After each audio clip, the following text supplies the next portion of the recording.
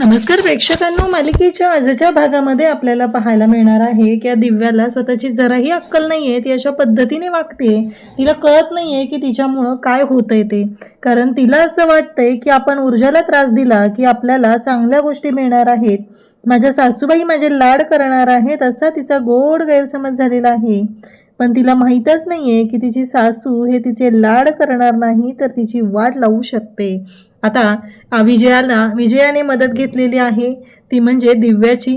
ऊर्जाला रात्रभर जागं ठेवायचं आहे, दिवा तेवत ठेवायचे, देवीच्या समोर असं सांगायचे, व्रत आहे, ही जागीरदारांच्या घरची परंपरा आहे असं सांगत तिला जागं ठेवायचं आहे. तिला काहीच काम करू द्यायचं नाही. पण इथे ती सुद्धा, आता विजयाचा हा डाव सुद्धा कशा पद्धतीने उधळला जाणार आहे ते आपण पाहणार आहोत. कारण काही झालं तरीही ऊर्जा खंबीरपणे उभी राहते आणि प्रत्येक संकटाशी लढत असते. तिला काहीच फरक पडत नाहीये तिला रात्रभर जागं ठेवलं तरीही, कारण तिला सवय आहे रात्रभर जागून केसचा स्टडी करायचा आणि दुसऱ्या दिवशी कोर्टामध्ये जायचं. त्यामुळं इकडे ऊर्जाच्या बाबतीत दिव्या आणि विजया कोणताच डाव त्यांचा सक्सेस होऊ शकत नाही. हे सगळं कशा पद्धतीने घडणार आहे ते आपण आपल्या आजच्या या व्हिडिओमध्ये पाहणार आहोत. त्यासाठी व्हिडिओ शेवटपर्यंत पहा. त्याचबरोबर चॅनलवरती नवीन असाल तर चॅनलला नक्की सबस्क्राईब करा. इकडे ऊर्जा आणि त्याचबरोबर शौर्य बोलत असतात. शौर्य म्हणत असतो की ऊर्जा, आता पुढच्या गोष्टी काय करायच्या आहेत, चार्जशीट तुला घ्यावी लागेल ना. तेव्हा मात्र ऊर्जा शौर्याला सांगते की हो, पण मी हुळबुट्ट्यांना फोन केलता, एक हाय प्रोफाईल केस आलेली आहे आणि हुळबुट्ट्यांना तिकडे पाठवलेलं आहे, त्यामुळं हुळबुट्टे आता ह्या केसवरती नसतील. तर या सगळ्या केसचं इन्चार्ज आता मानेंना बनवलेला आहे आणि माने ही केस हँडल करत आहेत. त्यामुळे आता उद्या पोलीस स्टेशनला मी जाईल. आज पोलीस स्टेशनला जायची गरज नाही आहे. उद्या सकाळी जाऊन मी चार्जशीट घेईल, पण न विसरता मला ती चार्जशीट आपल्या फाईलला लावावी लागणार आहे, असं इकडे ऊर्जा शौर्याला सांगत असते. तेव्हा मात्र शौर्य म्हणत असतो की चालेल. आता ह्या पद्धतीने गोष्टी सुरू झालेल्या असतात. इकडे मात्र अर्पिताची खूप काळजी वाटत असते. सुवर्णा म्हणजेच अर्पिताची आई आणि बाबा दोघेही बोलत असतात. तेव्हा तिला दिग्विजय विचारत असतो की तुला काय वाटतं, आपल्या अप्पूची अवस्था जी झाली आहे त्याला मी जबाबदार आहे का, माझ्यामुळे झालंय का हे सगळं, असं जेव्हा तो विचारतो तेव्हा मात्र सुवर्णा म्हणते की अहो, असं नका वाटून घेऊ. कसं आहे माहिती आहे का, आपली मुलगी कशी आहे हे आपल्याला चांगलंच माहिती आहे, पण जे काय झालेलं आहे त्याच्यामध्ये तुमचा अजिबात दोष नाही असं ती सांगत असते. पण काय माहिती, माझं मन मला खातंय, माझं मन मला म्हणतंय की कुठंतरी आपण चुकलोय, आपल्या मुलीच्या बाबतीत आपण चुकलोय, तिला नीट समजून घ्यायला पाहिजे होतं, तिला नीट समजून सांगायला पाहिजे होतं, आपण कमी पडलोय असं ती बोलत असते. तेव्हा मात्र इकडे दिग्विजय शिर्के म्हणतो की म्हणजे काय म्हणायचंय तुला. तेव्हा ती म्हणते की तुम्हाला सांगू का, जेव्हा आपण प्रत्येक वेळेस जागीरदारांच्या घरी जायचो, मला कधीच माहिती का शौर्याचं तिच्यावरती प्रेम आहे असं त्याच्या नजरेत दिसलं नाही. मी बोलले नाही, आज मी बोलते, कारण आपल्या घरात तर फक्त तुम्हालाच बोलायचं असतं, आपल्या घरात कोणाला दुसरं बोलायला परवानगी दिलीच जात नाही, हे तुम्हालाही माहिती आणि मलाही माहिती आहे. पण आज मी बोलते. आज माझ्या मुलांच्या भवितव्याचा प्रश्न आहे. इतके दिवस मी शांत राहत होती, कारण मला माझ्या मुलांचं सुख महत्त्वाचं वाटत होतं, म्हणून मी शांत राहिलेली होते. पण हे सगळं जे काय आहे ते मला पटलेलं नाही, कारण तुम्ही खूपच घाई केली आणि आपल्या मुलीचं आयुष्य उद्ध्वस्त व्हायला चाललेलं आहे. हे सगळं बोलणं दोघांमध्ये चाललेलं आहे. तेव्हा मात्र दिग्विजय म्हणत असतो म्हणजे मग तेव्हाच का बोलला नाही तुम्ही, का असं केलं. तेव्हा ती म्हणते तुम्ही बोलू दिलं का कधी आजपर्यंत, तुम्ही बोलू दिलं असतं तर गोष्टी पुढे गेल्या असत्या, पण नाही, तुम्ही मला बोलूच दिलेलं नाही. त्यामुळं आता पुढे काय करायचं हा मोठा प्रश्न उभा राहिलेला आहे. कारण आज अर्पिताची जी अवस्था झालेली आहे ती खूप वाईट अवस्था झालेली आहे. तिच्या बाबतीत आपल्याला खरंच खूप काळजी वाटत आहे. नक्की काय करायचं हा मोठा प्रश्न सुद्धा उभा राहिलेला आहे, असं ती बोलत असते. इकडे मात्र विजया दिव्याकडे येते आणि दिव्याला काही साड्या दिव्याला देते आणि दिव्याला सांगत असते की हे घे, असं म्हणत तिने त्या साड्या दिव्याला दिलेल्या असतात. दिव्या म्हणत असते पण या साड्यांचं काय आहे असं दिव्या विचारते. तेव्हा मात्र विजया म्हणते की तुझ्यासाठी आणलेल्या आहेत, या साड्या मी तुझ्यासाठी स्पेशली मागवलेल्या आहेत म्हणून तुला देत आहे. हे ऐकल्यानंतर मात्र आता प्रश्न पडलेला असतो. तेव्हा दिव्या म्हणते पण, तेव्हा विजया म्हणते की आता तुझ्या बहिणीला दिल्या, मग तुला नको का. असं म्हणत तिने त्या साड्या हातात घेतलेल्या असतात आणि त्या साड्या जेव्हा तिने पाहत असते तेव्हा ती म्हणते की खरंच आई माझ्यासाठी आहेत. तेव्हा ती सांगते की हो, तुझ्यासाठीच आहेत त्या साड्या. आता हे ऐकल्यानंतर दिव्याला खूप आनंद झालेला असतो. मग ती दिव्याला म्हणते की पण तुला एक माझं काम करायचं आहे. आता काम करायचं आहे म्हटल्याबरोबर कोणतं काम हा प्रश्न उभा राहतो. विजया एवढी हुशार असते की घरातलं कोणी आपलं बोलणं ऐकायला नको म्हणून दरवाजात जाते, दरवाजा बंद करते. इकडे सुवर्ण मात्र म्हणत असते तुम्ही मान्य करा किंवा नको करू, पण एक गोष्ट लक्षात ठेवा, आपला विक्रांत चुकलेला आहे आणि मला असं वाटतंय की आपल्या लेकीच्या सुखाला जी नजर लागलेली आहे ती आपण आपल्या विक्रांतला पाठीशी घातलेला आहे म्हणून लागलेली आहे. कारण काहीही झालं तरीही एक महत्त्वाची गोष्ट आहे ती विसरून चालणार नाही की आपल्या विक्रांतने चूक केलेली आहे. त्या मुलीवरती, त्या गरीब मुलीवरती अन्याय केलेला आहे. तेव्हा मात्र दिग्विजय शिर्केला खूप मोठा धक्का बसतो. तो ओरडायला सुरुवात करतो, कळतंय का तुला काय बोलतेस ते? आपला मुलगा चुकलेला नाही, आपला मुलगा चुकूच शकत नाही, त्याच्याकडून कोणतीही चूक झालेली नाही, हे कायमस्वरूपी लक्षात ठेवायचं आहे. माझा मुलगा चुकलेला नाही. पुन्हा जर का हे शब्द काढले तर बघ, असं म्हणत आता तो ओरडूनच बोलत असतो. कारण काहीही झालं तरीही ही गोष्ट मान्य तर केली पाहिजे, चूक तर त्याचीच आहे. त्याच्यामुळंच आज पद्माची ही अवस्था झालेली आहे. पद्माच्या अवस्थेला फक्त आणि फक्त विक्रांत जबाबदार आहे. ही गोष्ट मात्र लक्षात घ्यायचीच नाही. फक्त त्यांना सांगायचं आहे ते म्हणजे आमचा मुलगा निर्दोष आहे. मग आता दिग्विजय शिर्के म्हणत असतो काही झालं तरी जहागीरदारांच्या घरची सून माझी अप्पूच होणार आहे. ही गोष्ट कायमस्वरूपी लक्षात ठेवायची आहे असं ते सांगत असतो.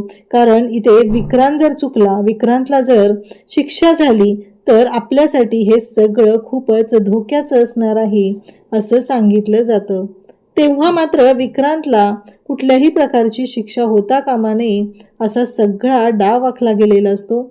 म्हणून तर त्याला विक्रांतला वाचवायचं आहे, कारण त्याचं पॉलिटिकल करिअर धोक्यात येऊ शकतं, हा एकच हेतू असतो. आता इकडे विजया म्हणत असते की तुला हे करावं लागेल. आज मी ऊर्जाला दिव्यात तेल घालायला सांगणार आहे, पण देवघरातली जी मोठी समई आहे ती समई बदलून मी त्या जागी दुसरा दिवा ठेवणार आहे, म्हणजे तिने रात्रभर त्यात तेल घालत राहिलं पाहिजे. हा माझा उद्देश आहे आणि ते मी करणारच आहे. काहीही झालं तरीही आज हे काम करावंच लागणार आहे, एवढं लक्षात ठेव. ती म्हणते पण मी काय करू, तुम्ही हे सगळं केले त्याच्याशी मला काय देणं घेणं आहे.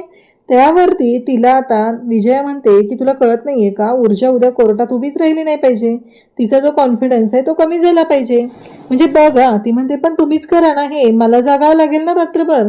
तेव्हा ती म्हणते की असं पण रात्रभर तू तर झोपाच काढत असतीस ना, मग काय फरक पडतो जागलीस म्हणून एक दिवस. जाग ना, म्हणजे मी विचार केला होता तुला सोन्याचा दागिना वगैरे देईल.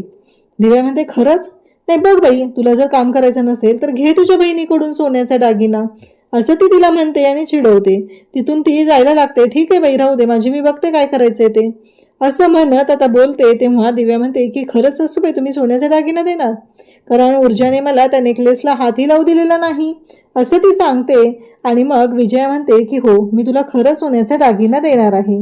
असं म्हणत विजया आता शौर्य आणि ऊर्जा यांच्या रूममध्ये येते. तिथं दोघंही केसचं काम करत असतात. शौर्य काम करू लागत असतो. दिव्याने आईला फोन केलेला आहे आणि ती आईला सांगते की जेव्हापासून ऊर्जा घरामध्ये आलेली आहे तेव्हापासून जबरदस्त एंटरटेनमेंट चालू आहे. हे सगळं ऐकल्यावर आईला मोठा धक्काच बसतो. ती म्हणते ऊर्जा म्हणजे काय एंटरटेनमेंट आहे का गं? तेव्हा दिव्या म्हणते की तसं नाही, पण अगं ती घरात आले ना तेव्हापासून खूप गमती जमती घडत आहेत. म्हणजे बघ ना, अगोदर ती सत्यनारायणाची पूजा केली. खरं तर सासूबाईंना ती पूजा होऊच द्यायची नव्हती असं मला वाटतंय. कारण त्यामुळेच तर त्यांनी खोटं सांगितलं होतं की पंडितजी नाहीत म्हणून. पण जेव्हा त्या घरी आल्या आणि त्यांनी पाहिलं की पूजा केलेली आहे, तेव्हा त्यांनी सगळ्या घरात अक्षरशः अक्कांड तांडव घातला आणि सांगितलं की मी नव्हते घरी तर कसं काही पूजा केली, असं म्हणून अक्षरशः ऊर्जाला त्यांनी धारेवर धरलं. पण आता त्या आजी होत्या ना, त्यांनी सगळं सांभाळून घेतलं. पण हे सगळं ऐकताना आईला मात्र खूप वाईट वाटत असतं. कारण ऊर्जा ह्या घरामध्ये मग कशी राहत असेल? तिच्यावर घरामध्ये अन्याय होत असेल का? असा प्रश्न तिला पडलेला आहे. तेव्हा आई म्हणते, "हे बघ, तू आहेस तिथं म्हणून मला असं वाटत होतं की काही काळजी करायची गरज नाही आहे. पण मला वाटतंय की ऊर्जा तिथं खूप अडचणीत आहे." दिव्या म्हणते, "नाही, नाही, अगं कशाच्या अडचणीत? मी आहे की, तू कशाला काळजी करते? मी आहे म्हणून तर सांगते ना तुला इथं काय चाललेलं आहे ते. इथली तू काहीसुद्धा काळजी करू नको. मी आहे, ऊर्जाच्या बरोबर आहे. तिच्या सगळ्या सुखदुःखात मी अगदी व्यवस्थितपणे शामील होते, असं खोटारडं वक्तव्य दिव्या आईला करत आहे. पण आईला हे सगळं खरंच वाटतंय. इकडे विजया आता ऊर्जा आणि शौर्य यांच्यापुढे जाऊन बसलेली आहे आणि पहिल्यांदा ती ऊर्जाची तारीफ करते आहे. हे सगळं पाहिल्यावर खरं तर ऊर्जाला खोटंच वाटतं आणि ते खोटंही आहे. कारण विजया म्हणते की तुम्ही मुली बाबा आजकालच्या ना खूपच भारी आहात. करिअर पण करायचं, घर पण सांभाळायचं, अशी दुहेरी तारेवरची कसरत तुम्ही अगदी व्यवस्थितपणे पार पाडता. पण कसं असतं ना, कधी-कधी काही गोष्टींना खूप महत्त्व द्यावं लागतं.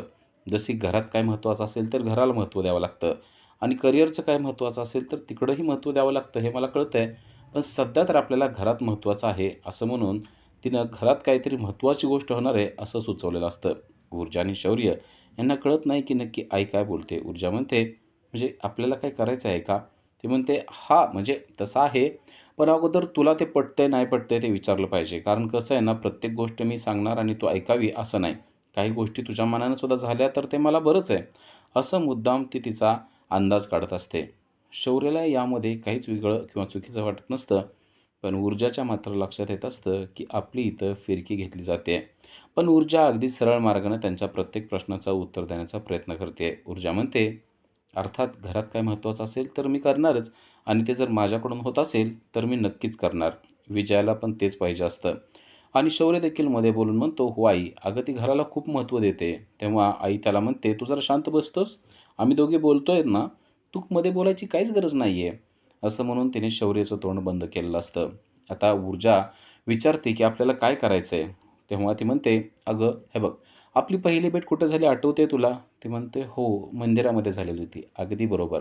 आपली पहिली भेट मंदिरात झालेली होती आणि तेव्हा बघ माझ्या पायाला वगैरे लागलं होतं. आठवतंय तुला सगळं?" ऊर्जा म्हणते, "हो, मला सगळं आठवतंय." "हां, ज्या अर्थी आपली पहिली भेट मंदिरात झाली होती, त्या अर्थी तुला सुद्धा देवदेव करायला आवडतो, बरोबर आहे ना?" ऊर्जा म्हणते, "हो आणि त्यात वेगळं वावगं काय आहे? तुम्ही म्हणताय ते अगदी बरोबर आहे." असं ऊर्जा सगळ्या प्रश्नाची उत्तर देत असते. इकडे दिव्या मात्र आईला सगळं काही विचित्र आणि चुकीचं सांगते. ती म्हणते, की "आत्ता ऊर्जाने स्वयंपाक केला आणि त्यामध्ये सगळ्यात जास्त मदत मी तिला केली."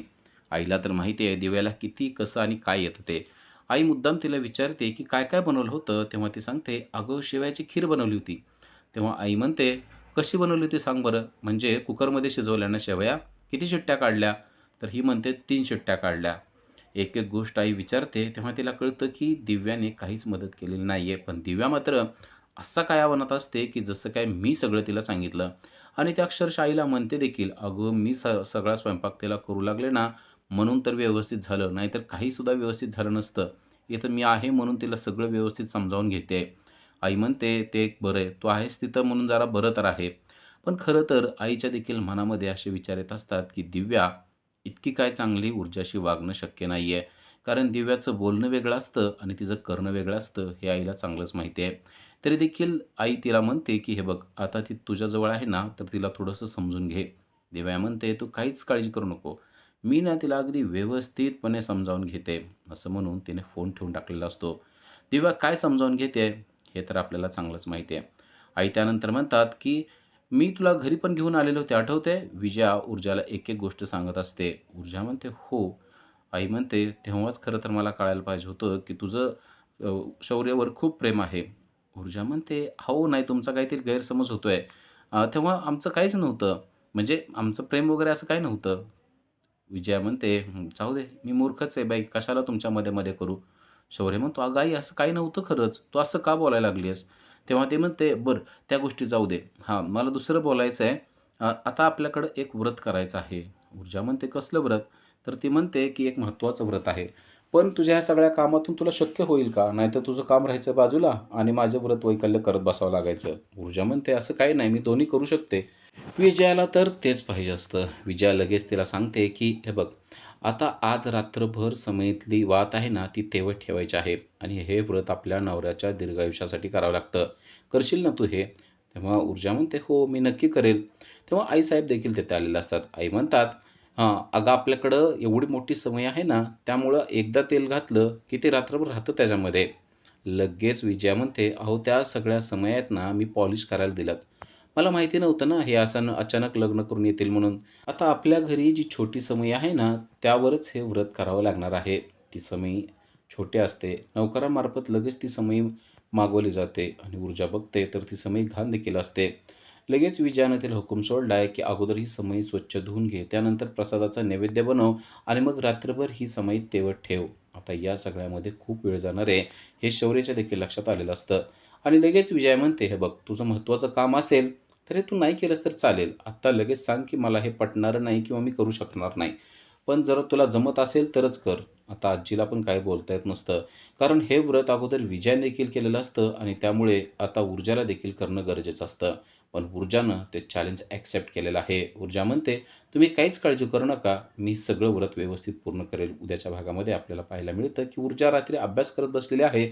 तिने समई लावून ठेवलेलं असते, तर दिव्या मुद्दाम तिला उठवत असते आणि "जा, त्या समईमध्ये तेल संपत आले. बघ, बघ, बघ, तिथंच थांब." असं म्हणून तिला तिथून उठत असते आणि बिचारी ऊर्जा त्या समईकडे जाऊन पाहते. आता त्यामध्ये तेल ओतून ती परत माघारी चाललेली असते, तर दिव्या तिला म्हणते, "अगं, परत संपल्यावर येणार आहेस का? इथंच थांबून राहा."